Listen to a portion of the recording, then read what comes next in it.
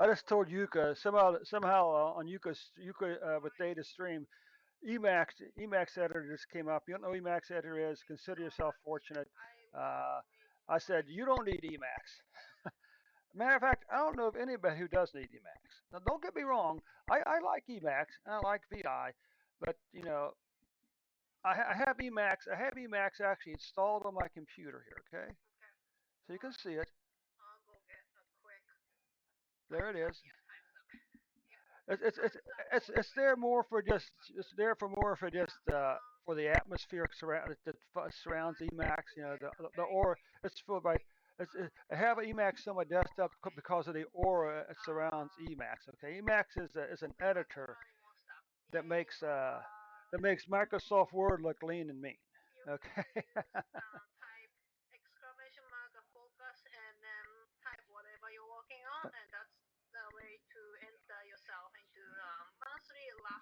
Oh, okay. So let's go over here now. Let's go and fire up the numbers for the state of Ohio.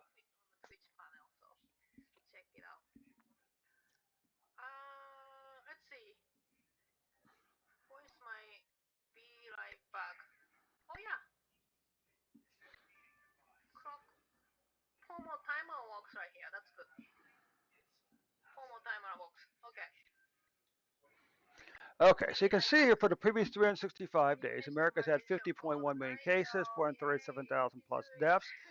The good news is America did not fall into the January quagmire called Omicron. I mean, we've escaped January without catching or passing our 2021 cases. But we certainly will pass it by the end of the first quarter. Okay, but we escaped the January curse. Of course, you can see here that already the first quarter 2022 has the most cases of any of the previous 4 quarters. Okay, cases. The good news is cases are going to be way down from January's numbers. Okay, that's good news. But that's already above these 2 months right here. Okay, uh, cases by week. You can see a one, two, three, four. Hopefully, this will be the fifth week in a row we see a decline in COVID-19 cases, daily cases. And you can see here that on February the 15th, uh, the U.S. had 110,405 uh, cases for a single day. Now, this is interesting. The moving average line is actually above these numbers here. That's kind of curious, isn't it? Huh.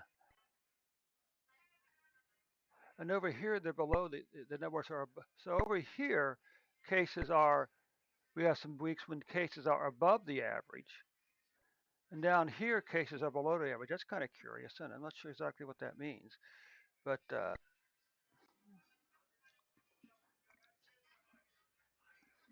could that indicate a declining trend? Maybe.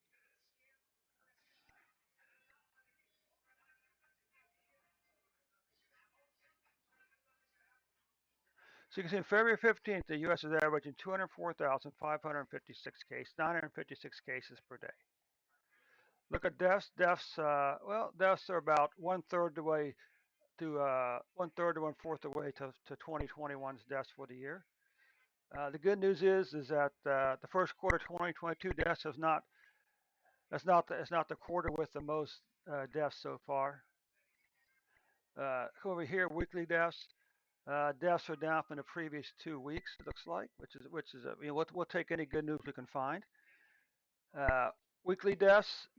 Now it looks like this week's going to be the second week in a row where we saw a decline in COVID-19 deaths in the U.S. Daily deaths. Let's take a look over here.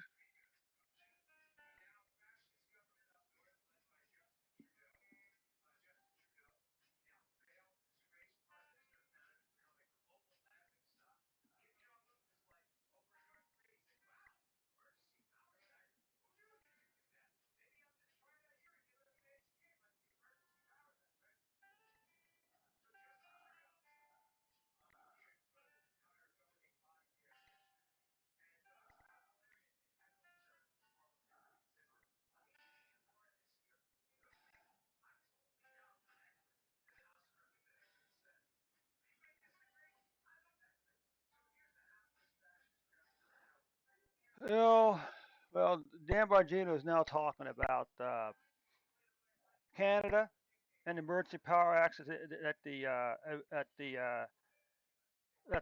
Canadian government did put in place in order to shut down any protests that have to do with the COVID-19 restrictions. Of course, Canada. Canada's kind of like England. When you in the governments of Canada and Britain, Robert's rules of order don't exist. They they hoot and shout at each other, and tell each other you're wrong, you're wrong, you're wrong, and that's what's going on. I think right now in the Canada, but yeah, it's kind of scary to think that governments are using certain powers in order to shut down peaceful protests against the COVID-19 mandates. Okay, and of course there were some people arrested at the border, U.S. citizens arrested at the border for protesting illegal immigrants. But you know what? I would think someone would have to give him that power. I don't think the Prime Minister of Canada can say, I just gave myself emergency power acts. Anyway, okay. Nonetheless, America, you can see here, our deaths spiked at, well, this is interesting. The average number is below the spike, so that could be kind of interesting. That could be a good sign, actually. February 15th, the U.S. had 2,595 deaths with an average of 2,250 deaths. So the good news is that the average number of deaths per day could be starting to decline a little bit. Okay, in the U.S. Okay, so here we go. So the first question is: for every 100,000 people in the U.S., on average, how many people have COVID-19? Well, let's say 50.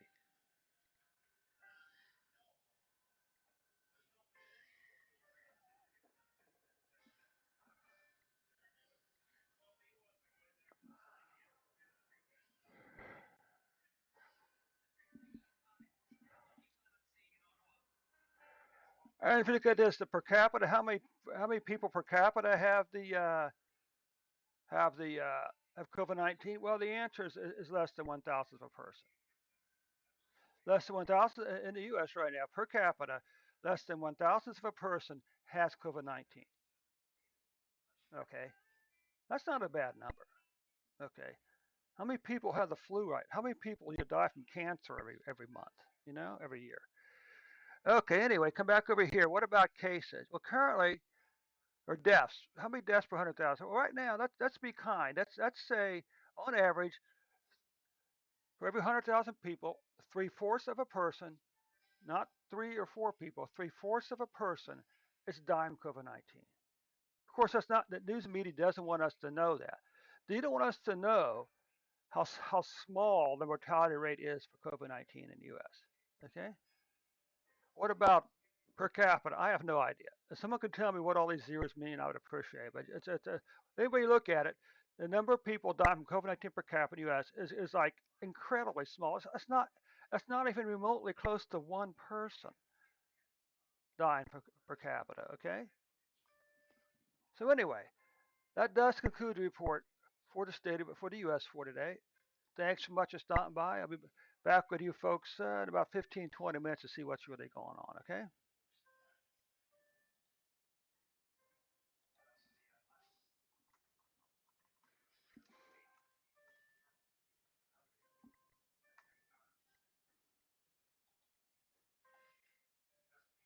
Now the question is, since we're on the U.S., is are the Democrats going to allow Republicans to win an election?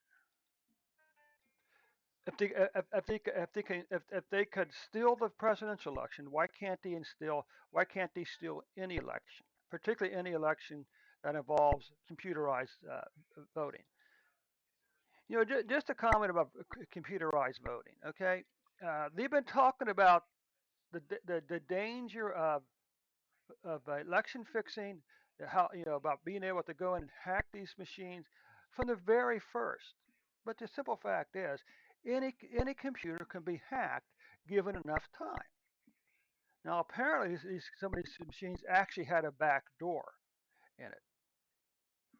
There are certainly strong evidence that yeah that the Democrats fixed the election. The stories of votes being counted, after everybody goes home, votes all of a sudden appearing in the room when people come in the next morning. Uh, court ordered that a court ordered one of the counties to states or counties election boards to turn over the votes, and they refused to do it. I mean, honestly, democracy in America is on the verge of collapse. It's as simple as that. Democracy in America, due to the Democrats and the liberal media and the liberals and the liberal education system, are destroying democracy in America. It's as simple as that. Okay, but of course this won't affect probably the vast majority of the people because mass majority of people just go to work and come home. You know, we'll never touch anything like it. We'll never come close to being affected by this. I mean, but anyway, okay. So this concludes the final report for today for the U.S. Thanks so much for stopping by, and we'll see you tomorrow with a new and updated report.